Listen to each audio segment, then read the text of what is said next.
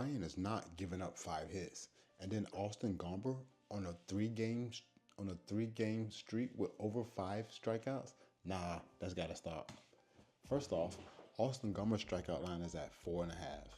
It's minus 119 to go under. As you can see, he has 3 straight games over 5 strikeouts. And then he averages about 6.2 innings per outing, and his batter's face per and strikeout percentage is 17. How did he get 3 straight games with 5 strikeouts? I don't know. It's baseball. You know how it go. However, I like Austin Gomber to go under 4.5 strikeouts. He's facing off against the Cleveland Guardians. He doesn't have any history against them, but if I could go look at the Guardians and see if any batters have any history against Austin Gomber, you see there's a very, very low number. Jose Ramirez looks like he has a number of at-bats, but outside of that, there aren't many more. So Austin Gomber under 4.5 strikeouts. Yo, Alec Marsh. I think I got Alec Marsh at earned runs. I have Alec Marsh under 5.5 Ks, and I also have Alec Marsh over 2.5 earned runs. The over 2.5 earned runs is heavily favored at minus 137. This is his last 10 starts and last 5 starts. In his last start, he gave up 3 versus Detroit. And then I told you I got a strikeouts as well. I got a strikeouts going under 5.5 Ks. Is he on this ticket? Alec Marsh higher than 4.5 hits allowed. Also, like I have him 3 times on here, but you can see on the ticket it's at hits allowed. Minus 129 to go over. It's 4.5. 2 straight games he gave up 5 hits. He averages 5 innings per outing, and his batter's face and hit percentage is at 18%. Facing off against the Kansas City Royals, and Joe Ryan on the opposite side. My bad, I want to go to Kansas City. Alec Marsh versus Alec Marsh versus the Twins. There's a number of batters have a few at-bats against him, so there's really not anything now that sticks out. I like to see green. Green should support whatever I have highlighted here on the Outlier app. I think Alec Marsh to go over 4.5 hits is minus 129 and heavily favored here on BetMGM and Caesars. Underdog at minus 155. You see it. I think this is the underdog ticket where we played it at. Joe Ryan under 4.5 hits allowed. This is his last 10 games and his last 5 games. Last outing, he only gave up 3 hits. He averages about 6 innings per outing, and batter's face and hit percentage is 21%.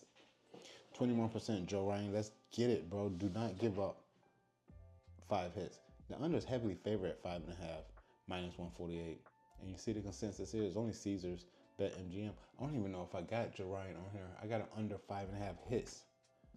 I got him under 5 hits. So that line move is probably not even available here anymore. What's the strikeout line at? His strikeout line is at 5.5. The over 5.5 is minus 135. He had six Ks in his last outing. Again, averaging 6 innings pitched, and his batter's face strikeouts is 21%. But I like Joe Ryan to go under his hits allowed. And then I have what? Nah, don't do that. Why did it do that? Do not ever do that again. Bang. Yo, Bryce Miller under 5.5 hits allowed.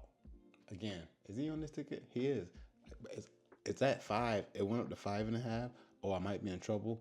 The under is minus 148 at Caesars. BetMGM at minus 155. I'm staying under, obviously. Last outing against the Yankees, he got 5 strikeouts. He averages 6 innings pitching, and batter's face and hit percentage is at 18%. He averages 4 hits a game.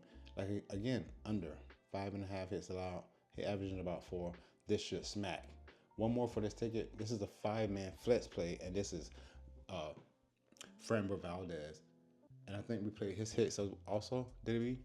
Also, look, I got him over 5 hits allowed because he just gave us a ton of hits. He gave up 10 hits in his last outing against the Angels.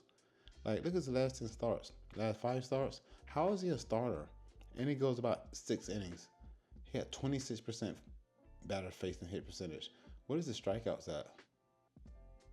Strikeouts at 5.5, minus 140 to go over. He probably throws heat, but he gives up a ton of hits. He gives up a ton of hits. Look at this. Let's go see what pitches are his favorite. He throws the sinker and the curveball. The sinker a lot. I wonder why he gives us so many hits. That's crazy. But that's my 5-man pitcher parlay. Hits allowed, most of them. I think all of them hits allowed. I do have a number of tickets here with strikeouts and earned runs, but this is the one I give it to you. And if you give me a moment, I'm gonna drop my basketball, the NBA play that I have for tomorrow. You do know that I'm playing my Jason Tatum under.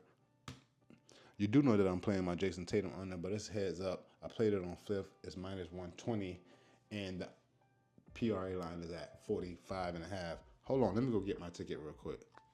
Another 5-man flex play. We played this one on Boom. Yo, go to my website in the description, ReallyRico.lol. Check out the Boom Fantasy app. This 5-man parlay, this 5-man flex parlay was played on the Boom Fantasy app. And first, we have Derek White. I think I got Derek White under 5.5 assists. Let's look at assist line. It's at 5.5 plus 110 to go over. He went over in a couple straight games. I played him over last night. In the last game, over his rebounds and assists. He did go over it. This time, I like 5.5 to go under. I like him to go under. I just don't think he's going to continue this. I've learned my lessons from following the trends. After 3 or 4 games, I'm just going the other way, especially because it's heavily favored to go under 5.5 at minus 128. Let's see what the boys have it at. MGM, Caesars, everyone heavily favored for the Derek White assist line to go under 5.5, which is weird because he's just covering 4 straight games. But if you look at him heads up against Indiana, you can see that he has done it consistently. He done it consistently in the games he's played in most recently. And if look at his last 10 games, he went under, over. Let's see if that ends Derek White under 5.5 assists. And then I have Andrew Nimhart. Now, obviously, we don't know what Hallie's going to do. He's a game time decision again, but you see the news here. But his assist line is really, really high. I think he hit it last game. It's at 9, and they set it at 6.5. The over is minus 130. I don't even know where I took it. I just went with what I would. Is it on here? It is.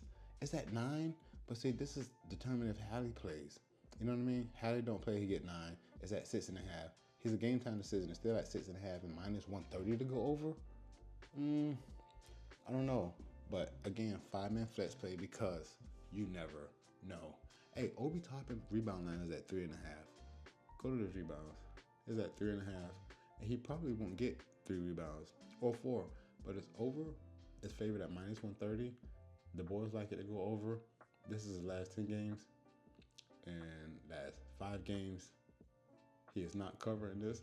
And this is head-to-head versus Boston this season. You know what I mean?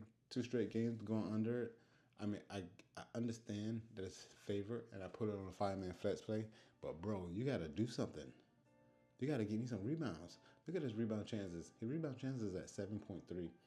But he has a ton of rebound chances. In all 4 games, his last 4 games versus Boston, he had a ton of rebound chances. He's not converting them. Come on, Obi Toppin. I need you to get over 3 rebounds. Minus 130. Let's get it. Yo, Drew Holiday. Where did I have his line at? Drew Holiday under 14.5 points. His points line, 14.5. Plus 105 to go over. I like the under. That's minus 120. This is the last 10 games. And then last 5 games. He had one good game against Indiana. We thought he was back, right? We thought he was about to handle that. And this head-to-head versus Indiana, he is not handling that, period. He shoots about 10 shots per game. He's doing it here and there. When he takes 10, he got it in the last game. I mean, he got 14 points. It's 14.5. It's minus 120 to go under. I'm doing the same thing on a 5-man flex play on Boom. Let's get it. Hey, I got one more on this ticket. It's TJ McConnell. Again, Tyrese Halliburton game time decision. This is going to determine a lot, so I didn't mind. Playing his assist line to go under. What was it? Did I go under his assist line? I can't even remember. What does it say there? No, points. It's 14.5 points. Where is it? I can't remember what ticket I be putting up here. Hey, so the last game, he got 23 points. Obviously, again, this truly depends on if Halliburton plays or not. But I don't care if he plays or not. I'm just running with the odds. I got so many tickets lined up. I could care less what happens. You know, I'm really going to put myself in position to see if I can lean with the books and bang one of these bitches out. Oh, I hit 3 parlays yesterday. Boom.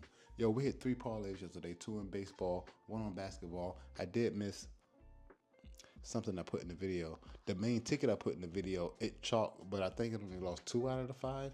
Anyway, I've been on a roll, bro. 5 consecutive days that I hit multiple parlays. Not 1, but 2 or more on 5 consecutive days.